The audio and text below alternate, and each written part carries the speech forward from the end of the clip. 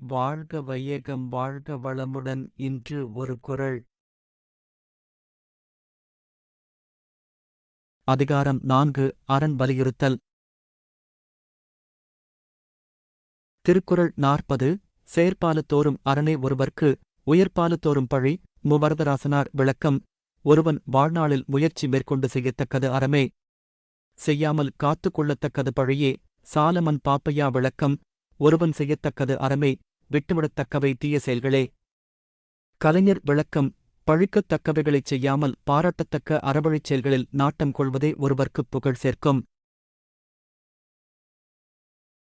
Thirukkural 40, Virtue sums the things that should be done, vice sums the things that man should shun. Explanation, that is virtue which each ought to do, and that is vice which each should ess. வாழ்க வையகம் வாழ்க வையகம். வாழ்க வளமுடன். Like, share, subscribe.